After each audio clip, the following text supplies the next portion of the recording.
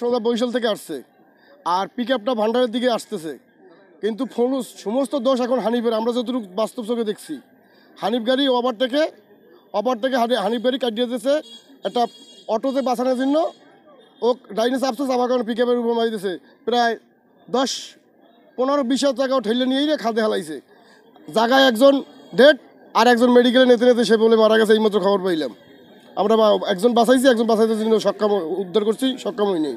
না, হানিফ গাড়ি ফুল খালি ড্রাইভার হেল্পার সুপারভাইজার ছিল। সুপারভাইজারকে পাওয়া গেছিল, ও আর কেউ ধরতে না, ও দৌড়িয়েছে। আমরা তো ওই দিক ধরার জন্য চেষ্টা করিনি, আমরা তো আগে যে লোকগুলো অ্যাক্সিডেন্ট তাদের বাঁচানোর জন্য চেষ্টা করছি। যে বাচ্চা যে হলে দৌড়িয়ে গেলে লাভ কি, যে মারা যাচ্ছে তাদেরকে নিয়ে আগে চেষ্টা করতে হবে বাঁচানোর জন্য। দেখছি আমি তারা তো তারা ফুল সুস্থ, কোনো আহত দেখিনি। তারা যদি দৌড়েছে তার আহত কীভাবে দেখবো? পিক আপে ছিল 2 জন, একজন ড্রাইভার একজন হেল্পার।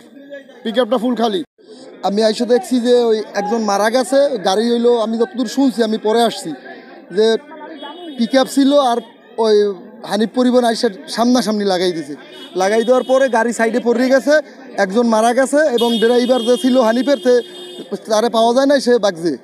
এবং ওই আরও 2-3 জন ছিল, ওই পরিবহনের যাত্রী ছিল, তারা লাফাই পড়ছে, মানে গাড়ি যখন সাইডে পড়ছে। এবং একজন মারা গেছে এখানে, আর একজন ট্রিটমেন্টের জন্য রাজাপুর পাঠানো হয়েছিল। আমি যতদূর জানি সেখানে সেও মারা গেছে। বাজার তো চার দোকানে চা খাইতেছি, তো একটা বিকট একটা শব্দ হয়েছে। শব্দ হওয়ার পর আমরা দৌড় দিয়ে আইছি। দেখি একটা গাড়ি, হানিফ বাস আর একটা ওই মিনি ট্রাক পড়ে রয়েছে।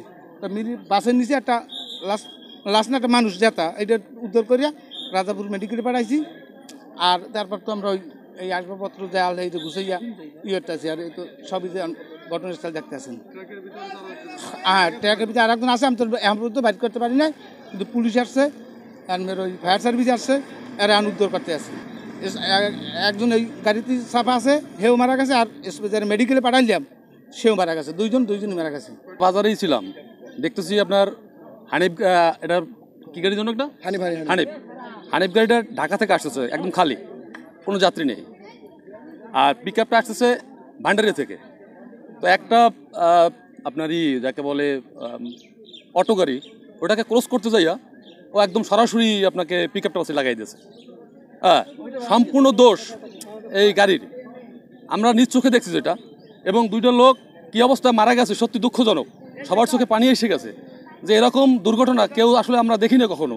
একটা মানুষ আমাদের সামনে ছটফট করে মারা গেছে, আমরা লোকটার জন্য কিছু করতে পারি না। আসলে দুঃখজনক বিষয়।